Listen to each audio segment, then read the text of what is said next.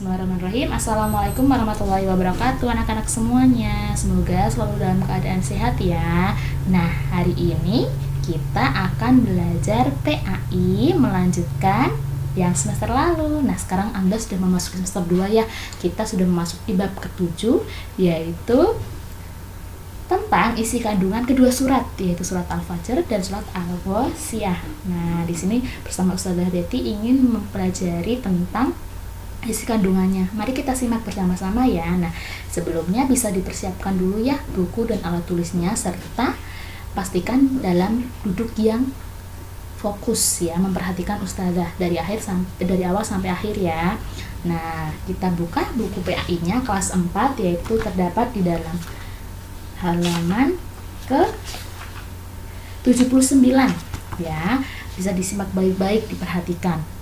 Nah, sebelumnya mari kita baca basmalah terlebih dahulu ya. Bismillahirrahmanirrahim.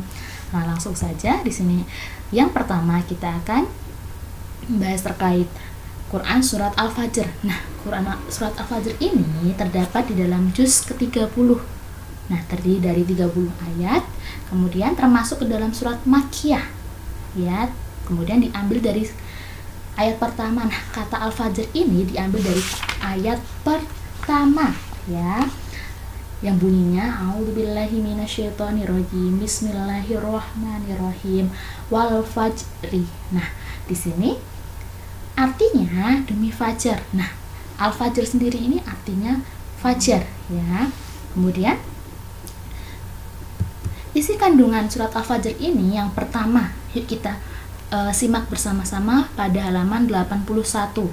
Nah, isi kandungannya yang pertama ini terdapat di dalam ayat ke-1 sampai ayat ke-5, yang mana Allah Subhanahu wa taala bersumpah dengan menggunakan waktu fajar, malam yang ke-10, genap dan ganjil, dan malam-malam yang telah berjalan.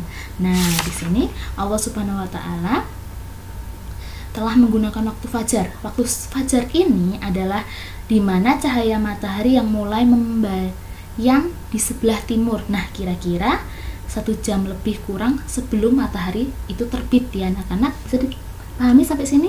Nah, pagi sebelum matahari terbit. Nah, itu dinamakan dengan waktu fajar. Nah, malam ke-10 atau malam yang 10 itu yang mana? 10 hari pertama di bulan Dzulhijjah. Nah, ada yang menafsirkan 10 hari pertama di bulan Muharram juga, dan 10 hari yang terakhir di bulan Ramadan. Nah, kemudian genap dan ganjil. Nah, genap dan ganjil ini menunjukkan segala perhitungan terdiri dari pada genap dan ganjil. Nah, malam-malam yang berjalan tentunya setiap hari, setiap malam-malam yang telah berjalan ya. Nah, itu Allah telah bersumpah dengan menggunakan waktu-waktu tersebut, yaitu menggunakan waktu fajar. Kemudian selanjutnya ayat yang ke-6 sampai ayat ke-14 itu yang mana dikabarkan bahwa Allah Subhanahu wa taala menimpa azab kepada 3 golongan. Nah, tentunya anak-anak semua sudah tahu ya 3 golongan itu. Yang pertama kaum Ad, yang kedua kaum Samud, dan yang terakhir yaitu Fir'aun.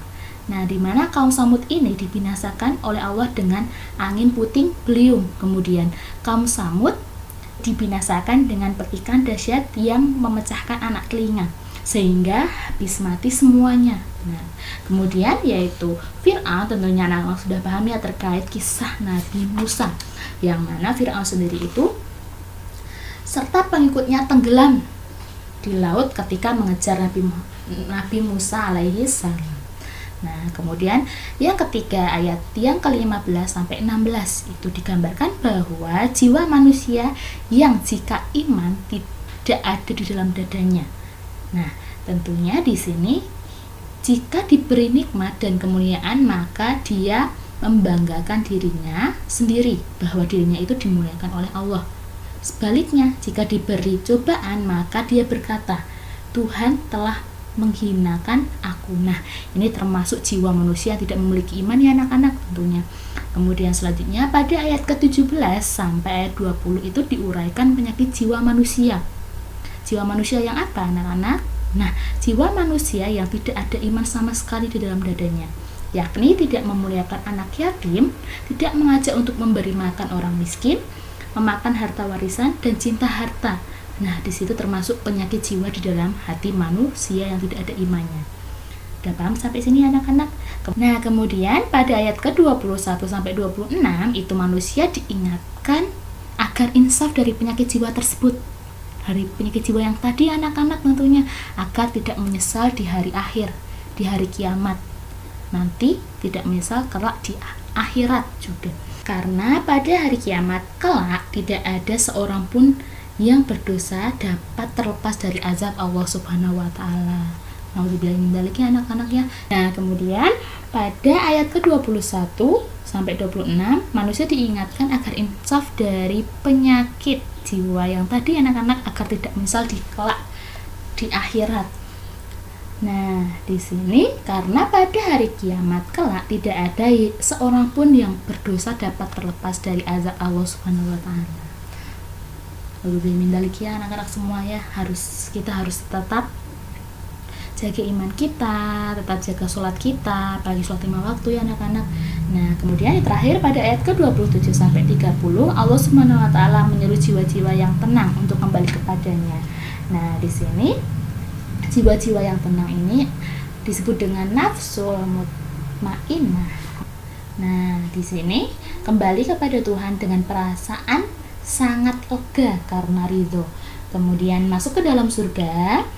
Nah, nafsul mutmainnah yaitu jiwa yang telah tawakal kepada Allah Subhanahu wa taala dan jiwa yang tenang karena telah mencapai yakni terhadap Tuhan.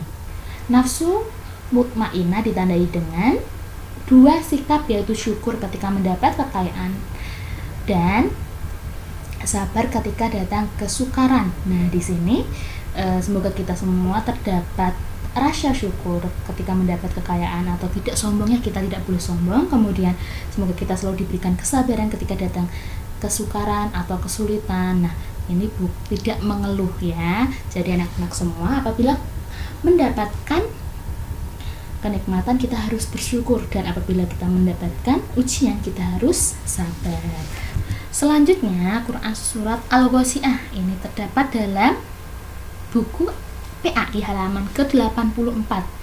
Ya, surat Al-Ghasyiyah ini terdiri dari 26 ayat termasuk dalam juz 30, termasuk dalam surat Makkiyah. Nah, Al-Ghasyiyah ini sendiri, kata ini diambil dari ayat yang pertama, yang mana setelah bacakannya A'udzubillahi minasyaitonirrajim, Bismillahirrahmanirrahim. Hal ataka haditsul ghasyiyah. Nah, di sini artinya Ghasyiyah sendiri artinya peristiwa yang dahsyat. Nah, isi kandungan surat Al-Ghasyiyah itu ayat yang 1 sampai 7 berisi tentang datangnya hari kiamat dan makan makanan bagi penghuni neraka. Nah, datangnya hari kiamat. Pada hari kiamat di sini sudah bacakan ayat ke-1 sampai ayat ke-5, ke-7. Sudah datang kepadamu berita tentang hari pembalasan, banyak muka pada hari itu tertunduk hina, bekerja keras lagi kepayahan, memasuki api yang sangat panas. Allahu Akbar. Nah, di sini mereka memasuki api yang sangat panas. Api yang sangat panas ini dinamakan neraka. Nah, diberi minum dengan air dari sumber yang sangat panas itu. Nah, air minumnya itu dari neraka tersebut. Kemudian mereka tiada memperoleh makanan selain dari pohon yang berduri, yang tidak menggemukkan dan tidak pula menghilangkan lapar. Astagfirullahaladzim. Termasuk dalam neraka, yaitu contoh-contoh ketika di neraka, yaitu memasuki api yang sangat panas, meminum dengan air yang sumber yang sangat panas, kemudian memperoleh makanan selain pohon yang berduri, tidak memperoleh makanan pohon yang berduri. Nah, ini kemudian ayat yang ke-8 sampai 16 menjelaskan tentang kenikmatan yang akan dirasakan oleh penduduk surga. Nah, tentunya dalam surga ini dia akan merasakan kenikmatan, mukanya juga berseri. Kemudian dalam surga ada mata air yang mengalir, kemudian di dalamnya ada tahta-tahta yang ditinggikan, gelas-gelas yang diletakkan di dekatnya, kemudian ada bantal-bantal yang tersusun sebagai sandaran. Nah, ini contoh bayangan ketika di surga. Berbanding terbalik ya ketika di neraka. Kalau di neraka itu sangat panas, kemudian merasa terhina. Kalau di surga itu mukanya aja berseri-seri loh anak-anak. Nah, kemudian selanjutnya ayat ke-17 sampai 20 yaitu anjuran mentadabburi ciptaan Allah seperti unta, gunung dan lain-lain. Nah, kita harus mentadaburi, kita harus tahu bagaimana diciptakannya, kemudian bagaimana langit-langit ditinggikan, kemudian gunung-gunung juga ditegakkan. Itu kita harus tahu, kita harus mempelajari terkait ciptaan-ciptaan Allah. Nah, kemudian